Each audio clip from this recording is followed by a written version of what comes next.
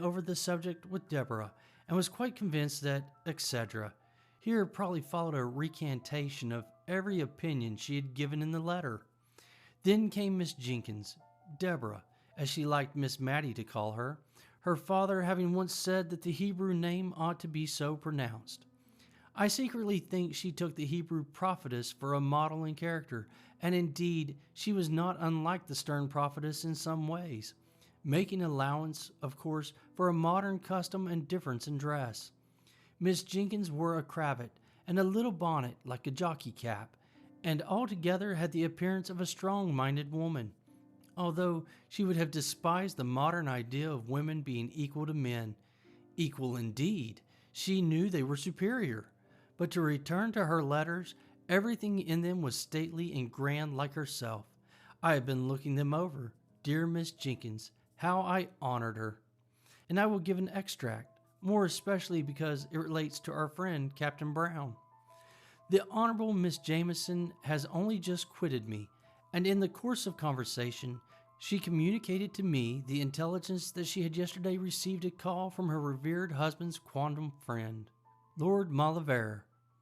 You will not easily conjecture what brought his lordship within the precincts of our little town. It was to see Captain Brown, with whom it appears his lordship was acquainted in the plumed wars, and who had the privilege of averting destruction from his lordship's head when some great peril was impending over it, off the misnomered Cape of Good Hope. You know our friend the Honourable Miss Jameson's deficiency in the spirit of innocent curiosity, and you will therefore not be so much surprised when I tell you she was quite unable to disclose to me the exact nature of the peril in question. I was anxious, I confess, to ascertain in what manner Captain Brown, with his limited establishment, could receive so distinguished a guest, and I discovered that his lordship retired to rest, and, let us hope, to refreshing slumbers at the Angel Hotel, but shared the Brunonian meals during the 2 days that he honored Cranford with his august presence. Miss Johnson, our civil butcher's wife, informs me that Miss Jessie purchased a leg of lamb, but besides this, I can hear of no preparation whatever to give a suitable reception to so distinguished a visitor. Perhaps they entertained him with the feast of reason and the flow of soul, and to us who are acquainted with Captain Brown's sad want of relish the pure wells of English undefiled, it may be matter for congratulation that he had had the opportunity of improving his taste by holding converse with an elegant and refined member of the British aristocracy, but for some mundane failings who is altogether free.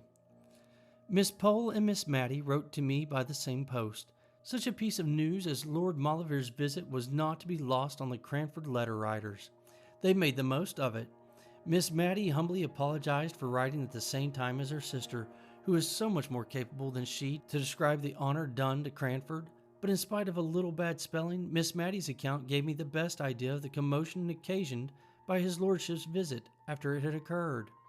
For, except the people at the Angel, the Browns, Miss Jameson, and a little lad his lordship had sworn at for driving a dirty hoop against the aristocratic legs, I could not hear of any one with whom his lordship had held conversation.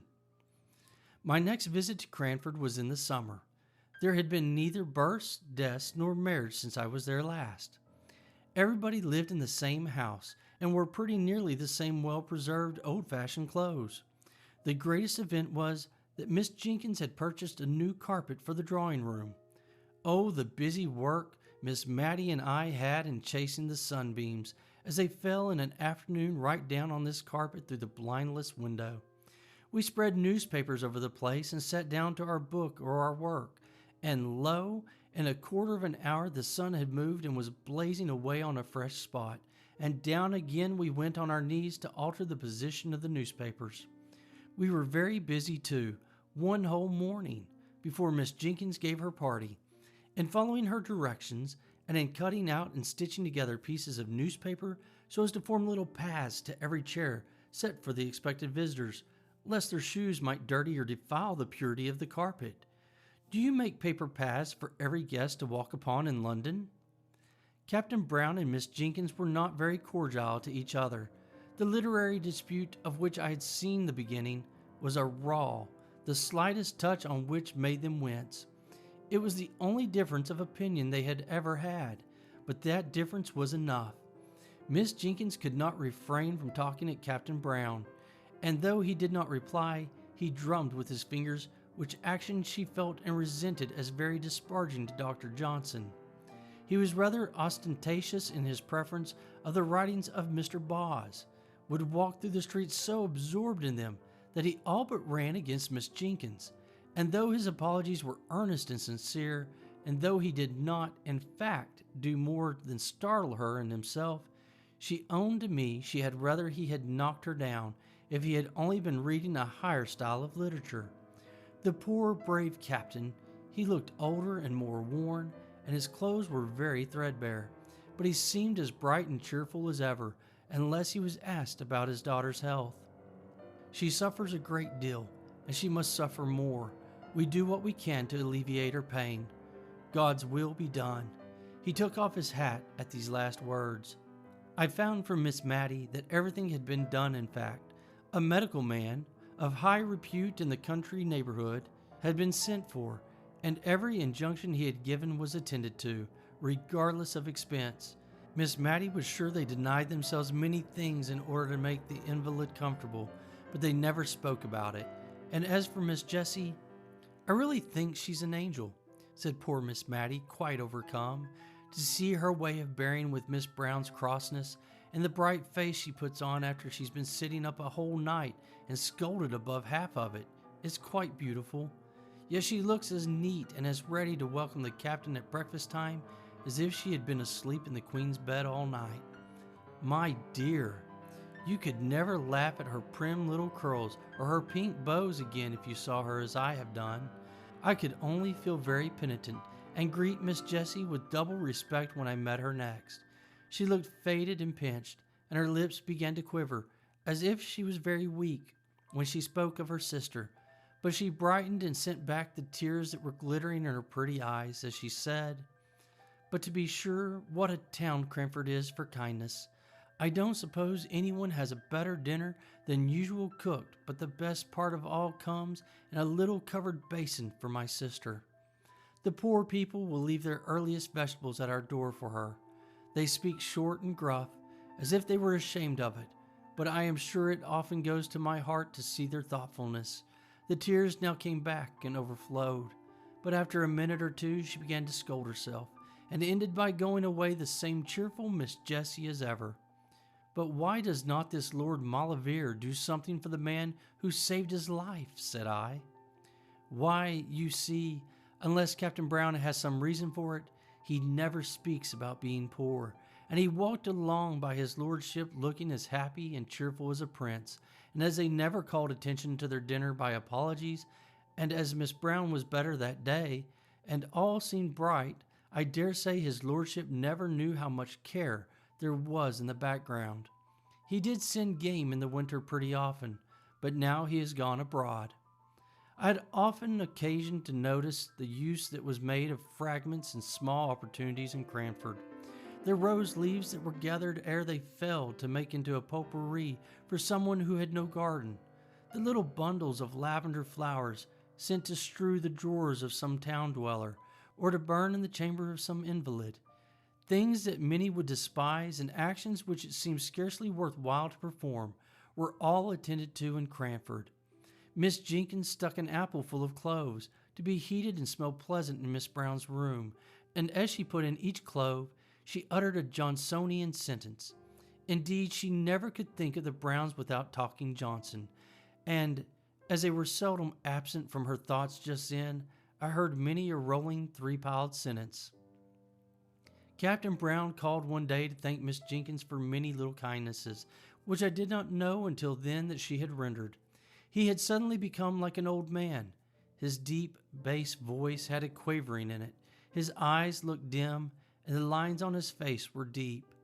He could not, speak cheerfully of his daughter's state, but he talked with manly, pious resignation, and not much. Twice over he said, "What Jessie has been to us, God only knows." And after the second time, he got up hastily, shook hands all round without speaking, and left the room. That afternoon we perceived little groups in the street, all listening with faces aghast to some tale or other. Miss Jenkins wondered what could be the matter for some time before she took the undignified step of sending Jenny out to inquire. Jenny came back with a white face of terror. "Oh, Mom! Oh, Miss Jenkins, Mom! Captain Brown is killed by them nasty, cruel railroads!" And she burst into tears. She, along with many others, had experienced the poor captain's kindness. "How? Where? Where? Good God! Jenny, don't waste time in crying, but tell us something." Miss Mattie rushed out into the street at once and collared the man who was telling the tale. "Come in. Come to my sister at once, Miss Jenkins, the rector's daughter." "Oh, man, say it is not true," she cried as she brought the affrighted Carter, sleeking down his hair, into the drawing room, where he stood with his wet boots on the new carpet, and no one regarded it. "Please, Mom, it is true. I seed it myself." And he shuddered at the recollection. The captain was a-reading some new book as he was deep in, a-waiting for the down train, and there was a little lass as wanted to come to its mammy, and gave its sister the slip, and came toddling across the line. And he looked up sudden, at the sound of the train coming, and seed the child, and he darted on the line and cotched it up, and his foot slipped, and the train came over him in no time. Oh, Lord, Lord!